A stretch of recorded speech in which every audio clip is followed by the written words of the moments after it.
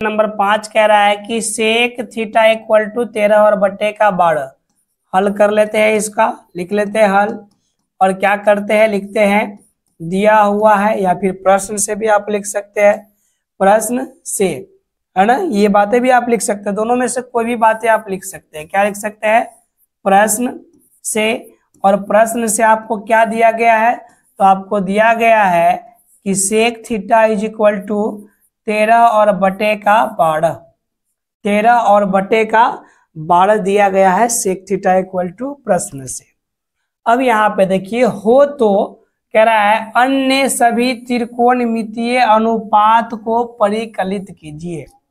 अब त्रिकोणमिति के जितने भी अनुपात बच रहे हैं, इन सबका वैल्यू हमें क्या करना है, फाइंड आउट करना है।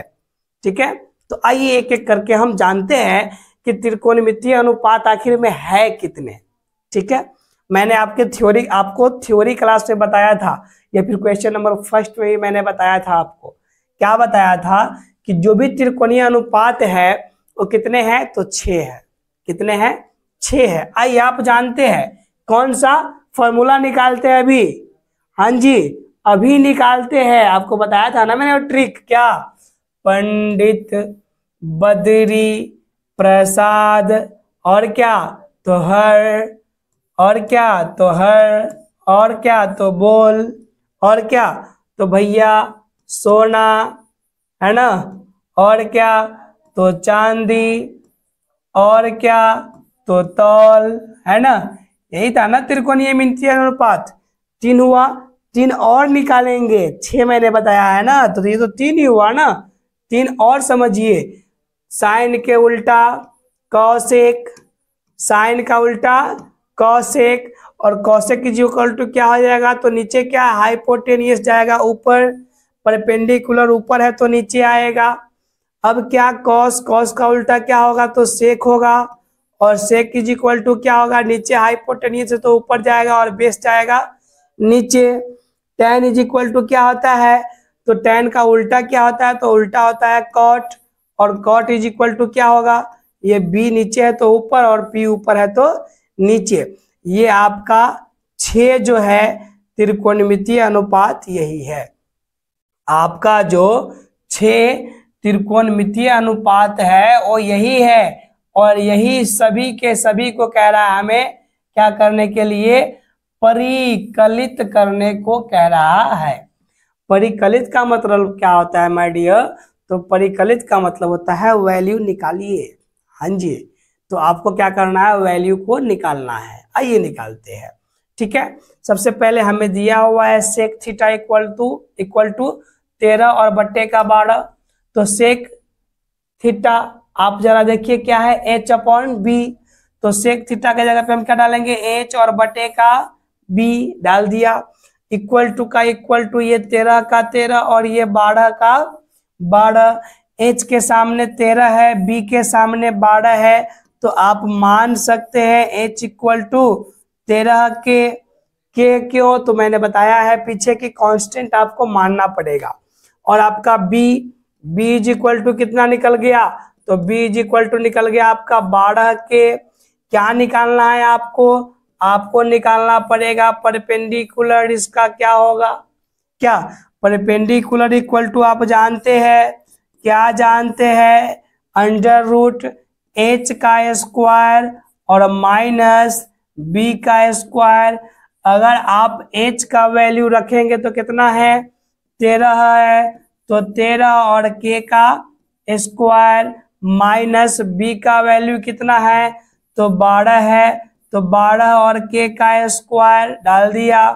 अब आइए यहाँ पे देखिए 13 का स्क्वायर क्या होता है, तो 169। स्क्वायर का मतलब क्या, तो 13 को 13 से गुना करना है, और गुना कीजिएगा तो 169 आएगा। जी हाँ, और k को स्क्वायर कीजिएगा तो क्या हो जाएगा, k स्क्वायर माइनस 12 को 12 से गुना कीजिएगा तो क्या आएगा, 144 आएगा।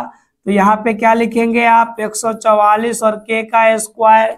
अब 169 से घटाना है आपको 144, 169 से 144 घटाना है, 9 से 4 गया 5, आपका 4 से 6 से 4 गया, बच गया 2, और ये 1 से 1 गया, 0 हो गया।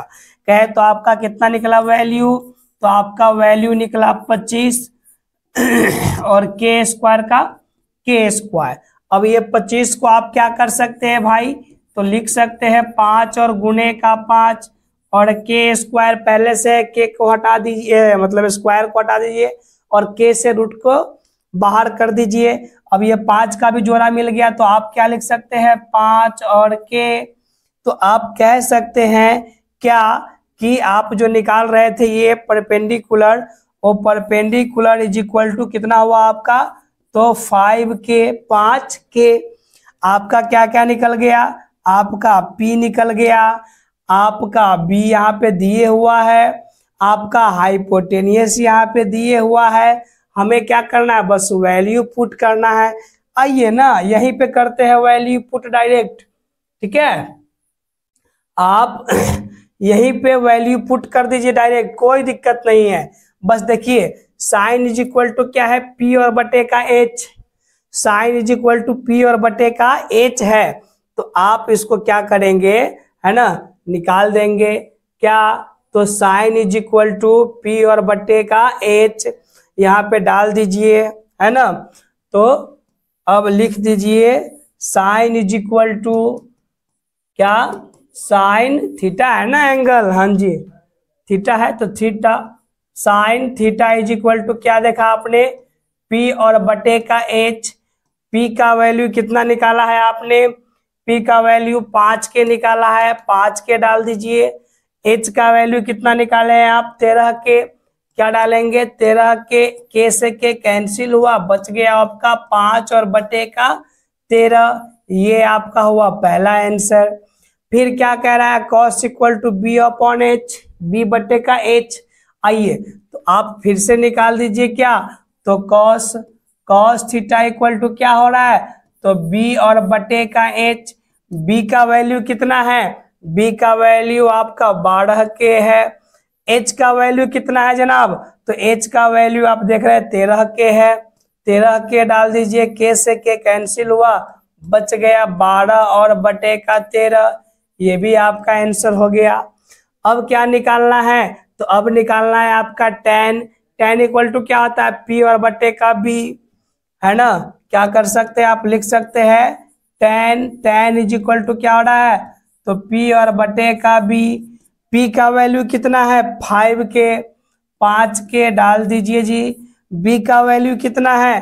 तो 12 के डाल दो भाई, 12 के से के कैंसिल हुआ, बच गया आपका कितना? 5 और बटे का 12। मैं इस सबको मिटाता हूं, देखिए कैसे आंसर भी निकालेंगे हम, है ना। कितना बच गया आपका यहाँ पे?